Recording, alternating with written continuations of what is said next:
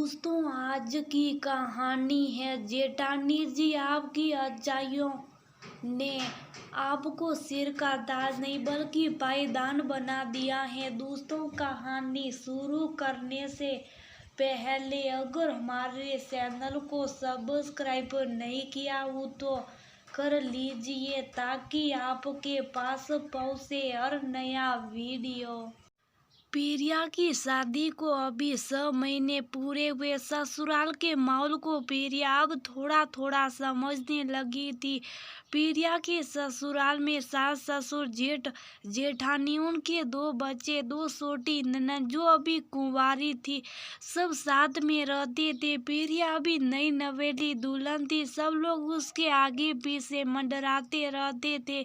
अभी सास ने घर के पूरे काम की जिम्मेदारी भी प्रिया के ऊपर नहीं डाली थी। उसको थोड़ा थोड़ा सा काम करने के लिए बोला जाता था।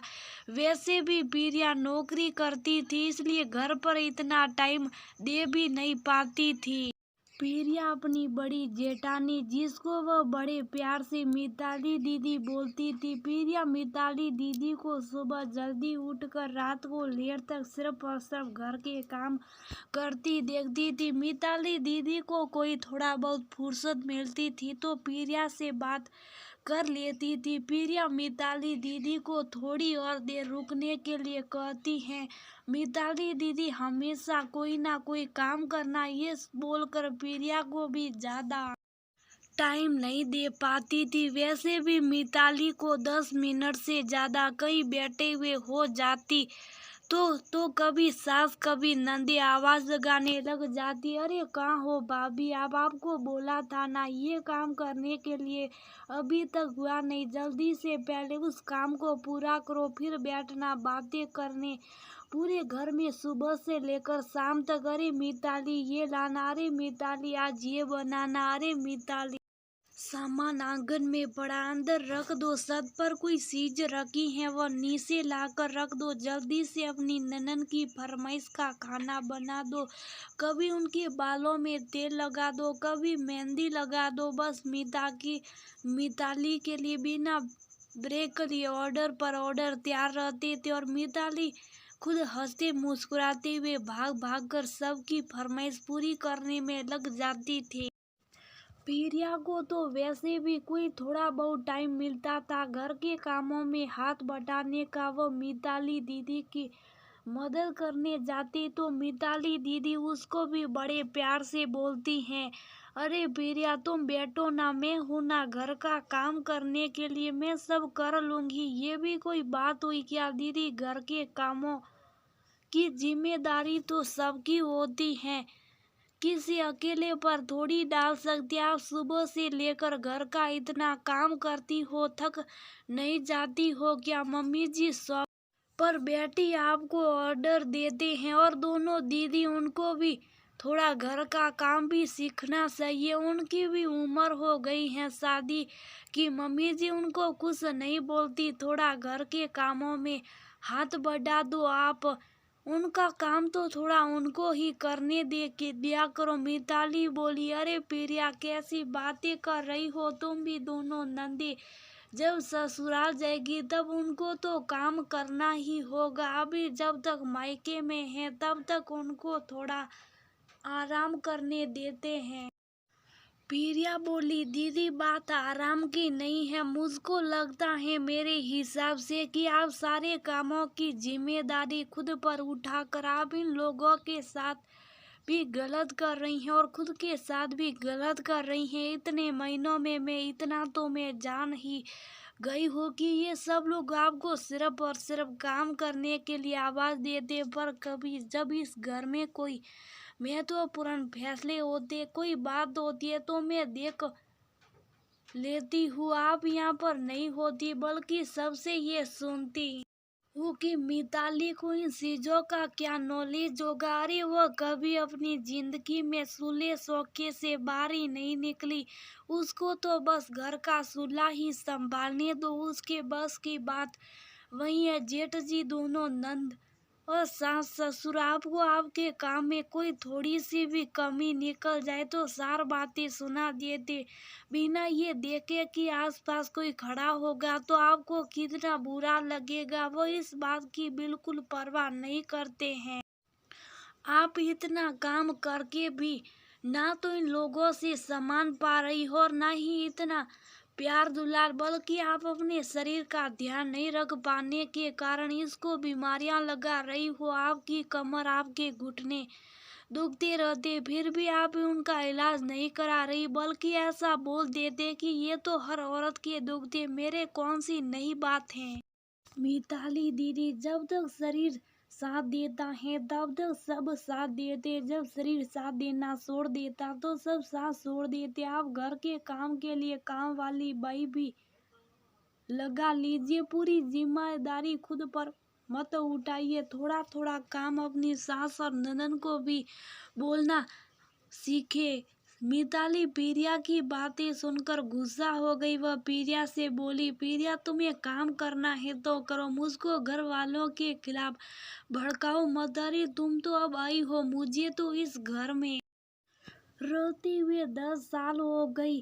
अरे तुम्हें क्या पता इस घर में मेरी क्या अहमियत है। अरे मेरे बिना इस घर का एक पत्ता भी इधर से उधर नहीं हिलता। मुझको तो लगता है सब लोग मेरा नाम पुकारते, इसलिए तुम्हें मुझसे जलन हो रही है। सब लोग अपने कामों के लिए मुझ पर डिपेंड रहते हैं, तो तुम्हें लगता है तुम उनके दिलों में राज नहीं कर पाओगी, इसलिए तुम फूट डालकर राज करना चाहती हो इस घर में। पर मैं ऐसा कभी होने नहीं दूंगी, मैं कभी तुम्हारी बातों में नहीं आऊंगी। प्रिया बोली, मिताली दीदी आप मेरी बातों को गलत तरीके से ले रही हैं, मैं ऐसा नहीं कहना चाह रही। अगर मेरी बातों से आपका दिल दुखा है तो मैं माफी चाहती हूँ। ये बातें मैंने आपके भले के लिए बोली थी, पर आपको नहीं माननी तो ना माने, ऐसा बोलता है। प्रिया अपने कमरे में आ गई थी। प्रिया को कुछ समझ में नहीं आ रहा था कि उसने मिताली दीदी को ये बात बोलकर सही किया या गलत, पर प्रिया खुद के लिए एक बहुत ही सोची हुई लड़की थी। वह मिताली दीदी के जैसी हर बात पर सिर्फ हाँ नहीं कहती थी। जहाँ प्रिया को किसी बात और किसी काम के लिए ना करना पड़ता वो तुरंत ना कह देती थी। घर वाले भी प्रिया को हर टाइम बेवक्त आवाज नहीं लगाते थे, पर प्रिया मिताली दीदी के लिए बहुत परेशान रहती थी। सब लोग मिताजी से हंस बोलकर अपना काम निकलवा देते थे और पीछे से उसकी बुराइयां करते रहते थे। मिताली को मन ही मन लगता, इन लोगों का काम मेरे बिना नहीं चल सकता। मैं इस घर की आदर्श बहू जो अपने ससुराल वालों के लिए हर का काम करने के लिए हमेशा तैयार रहती हूँ। एक दिन अचानक से मिताली दीदी की तबीयत खराब हो गई थी। उनको तेज बुखार हो गया। सास और दोनों ननद की हालत खराब हो गई। घर का काम करते हुए तीनों घरों के कामों को लेकर आपस में उलझ पड़ी। मिताली दीदी कमरे में पड़ी करा रही थी। उनका ध्यान रखना तो दूर, किसी ने उनको पानी तक का नहीं पूछा। ऊपर से ताने और सुनने को मिल रहे थे जो मिताली के कानों में गूंज रहे थे। अरे लगता है बुखार बहाना है इसको भी। अब लगता है प्रिया बहू की हवा लग गई है। काम से बचने के लिए इसने नाटक करने शुरू कर दिया। अरे इसको पहले भी तो बुखार होती थी, थोड़ी देर टैबलेट लेकर आराम कर लेती और काम पर लग जाती थी। फिर इस बार ऐसा क्या हो गया कि महारानी बिस्तर से ही उठ नहीं पा रही। ये सब सुनकर मिताली दीदी की आंखों में आंसू आ गए थे। वह सोच रही थी जिन घर वालों की सेवा में खुद के शरीर का ध्यान रखना भुला दिया, ना दिन देखा ना रात लगी रही, हर एक काम को मिनटों में पूरा किया। आज वही घर वाले सिर्फ एक दिन की बुखार में मुझको इस रूप में बर्दाश्त नहीं कर पा रहे। जिन लोगों को बैठे बैठाए थाल परोस कर दिया, आज वह लोग एक पानी का गिलास देने के लायक नहीं है। मुझे क्या मेरी सेवा की यही कीमत थी। शाम को प्रिया घर आई तो देखा मिताली दीदी अपने कमरे में अभी तक सो रही थी। प्रिया भागकर मिताली दीदी के कमरे में गई। मिताली दीदी आंखें बंद करके लेटी हुई थी। पास की टेबल पर एक कटोरी में खिचड़ी रखी हुई थी, जिसको देखकर लग रहा था बड़ी ही बेमन ढंग से बनाई गई हो। प्रिया को देखकर मिताली ने अपनी आंखें खोली। प्रिया को देखती मिताली की आंखें भर आई। मिताली बोली, तुम सच कह रही थी प्रिया, अपनी और अपने शरीर की कदर खुद को ही करनी पड़ती। अब तब दूसरा हमारी कदर करता। मैं कभी इस बात को समझ ही नहीं पाई। मुझको तो मेरे ससुराल वालों के दिल में रहना था, एक आदर्श बहू बन, पर मुझको तो अब लग रहा है ये तो मुझको अपने पैरों के नीचे रखने काबिल भी नहीं समझते।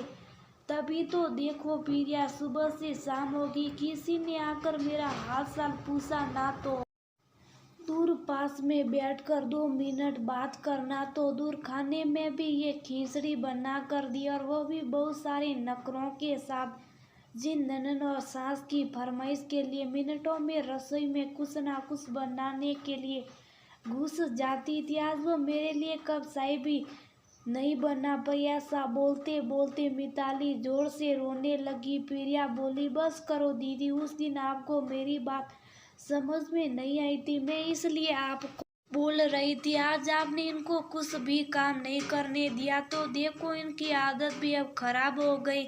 इनसे एक दिन भी घर का काम नहीं हो पाता, क्योंकि उनकी आदत काम करने की नहीं रही ना, और आपकी हर काम पर हाँ बोलने की आदत ने इनको आपकी नज़रों में ऊंचा नहीं उठाया, बल्कि एक पायदान बनाकर रख दिया है, जिसको लोग जैसा चाहे वैसे इस्तेमाल करे। ज़्यादा अच्छाइयाँ दीदी इंसान को पायदान बना देती, वो महत्वहीन हो जाता है। मिताली बोली, तेरी बात मेरे पूरी तरह से समझ में आ गई है प्रिया। ठोकर खाई है मैंने, ठोकर से तो इंसान सीखता। अब से मैं भी अपने हिसाब से, अपने शरीर के हिसाब से काम करूंगी। हर वक्त अपने आप को किसी के लिए तैयार नहीं रखूंगी, और सारे काम की जिम्मेदारी अपने ऊपर नहीं उठाऊंगी। तुम सच कर रही हो, घर में जब इतने लोग हैं तो घर के कामों की जिम्मेदारी भी सबकी बनती है ना। अब से हर काम बटेगा सास ननद और हमारे बीच। प्रिया खुश थी कि चलो मिताली दीदी को उसकी कही गई बातों का सही मतलब समझ में आ गया था। प्रिया बोली, दीदी अभी से अपने कामों का बंटवारा शुरू कर देते। दीदी और माँ को मैं बांट कर आती हूँ उनके काम, और मैं भी चलती हूँ अपना काम करने, आपके लिए अच्छा सा खाना बनाने। आप तो कुछ दिन आराम करो। ऐसा बोलकर प्रिया चली गई, और मिताली ने सुकून से अपनी आंखें बंद करी और आराम करने लगी। अब से उसको अपनी जिंदगी में भी सुकून वाला आराम करने की आदत डालनी। बहुत से लोगों की आदत होती है जो सारा दिन अकेले खुद कामों में लगे रहते, सिर्फ अच्छा बनने के लिए, पर उनको नहीं पता होता उनकी ये अच्छाई उनको किसी के सिर का ताज नहीं बल्कि पायदान बना देती है, जिसके जिम्मेदार वो खुद होते हैं।